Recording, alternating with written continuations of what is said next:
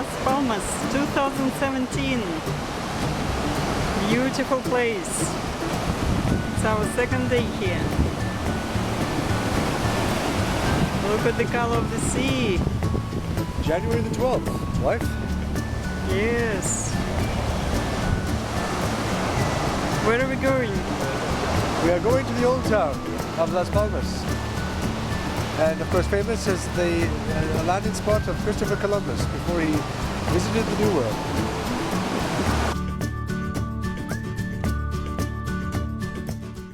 Back in December 2016, I booked a week for my wife and I to stay in Las Palmas in Gran Canaria.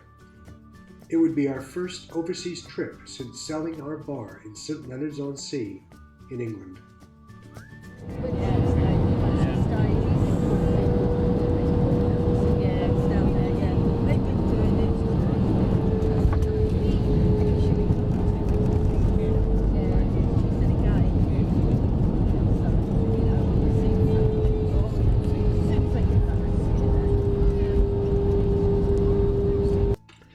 Las Palmas is 150 kilometers off the Moroccan coast in the Atlantic Ocean and less than 4.5 hours by plane from London. In the off-season, you can get a cheap return flight for around £100. Our plan was to test Las Palmas as a possible place to live in the future. The Canary Islands are part of Spain and has the EU's warmest climate year-round. So we rented a one-bedroom apartment near the beach at a cost of €350 a week. Prices overall are a little cheaper than England. You can get a good price on property the farther you are from the sea, but people still don't know what the effects of Brexit will be. Hello, where are we, David? We're in a place that you won't be able to hear because the mic will pick up too much of the wave noise. I think I'm quite close to you. We're in Las Canteras beach, Las Palmas. Las Palmas. Yeah. Canteras beach, lovely place. Gran Canaria. Gran Canaria. What is the weather like? As you can see, it's sunny. It's about 23-24 degrees Celsius. And the water is probably just 19. You'll see that most people are wearing wetsuits because the water's about 19, which isn't really that warm, especially when you're out there for a long time with a surfboard. Beautiful place.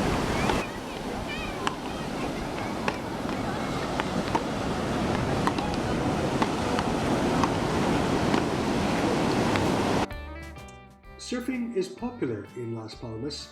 The waves are ideal for beginners, but even the more experienced surfers spend many hours riding them. Las Canteras beach is just over 3 kilometers long and is considered one of Europe's finest city beaches. Water temperatures range throughout the year from 19 degrees centigrade to 23 degrees centigrade. There are many restaurants, coffee shops, and cafes for all budgets along the long, wide promenade. Every Christmas period, top sand sculptors display their talent at Las Canteras. Nativity scenes are common, but the choice of subjects is extensive. We managed to see one of the few sculptures remaining in mid-January. The old town, with its old squares, narrow lanes and ornate buildings, remains an attractive draw of Las Palmas. One misnomer about the Canaries: it is not named after the bird, but is likely derived from the Latin name Canaria Insulae, meaning islands of the dogs, because it was once inhabited by large dogs. The twin-towered Santa Ana Cathedral was the first church commissioned for building after Gran Canaria was conquered in 1478. It was finished almost 4 centuries later. Casa de Colon Museum is an old mansion that was the house of the governor of the island. Inside there is a Christopher Columbus exhibition. Columbus is said to have resided in Las Palmas while his ship was being repaired before he sailed to the Americas. The Street of Balconies? Well, very aptly named, as you can see from these photos.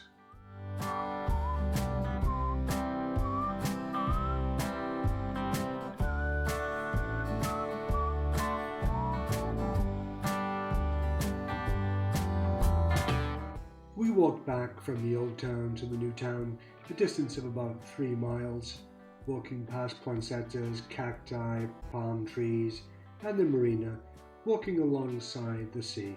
It was a gorgeous walk. Agaete is in the northwest of the island. It has a ferry terminal which is used to cross to Tenerife, the largest of the Canary Islands. It is away from the island's hustle and bustle tourism and is a great place to enjoy seafood. Global buses get you nearly anywhere on the island. They are frequent and cheap. Ours took about an hour and cost about €6 return.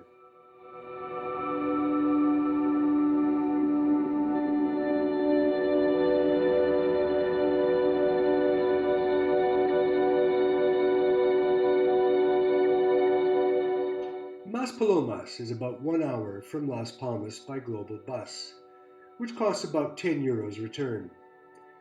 The Blue Flag Beach at Maspalomas is 6 kilometers long and up to 100 meters wide.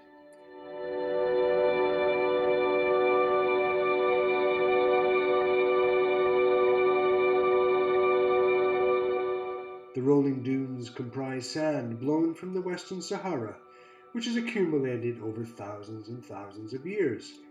The biggest landmark is El Faro de Maspalomas, a 68-meter lighthouse at the edge of the beach. The area is a tourist haven. There is also nearby an 18-hole golf course and many restaurants.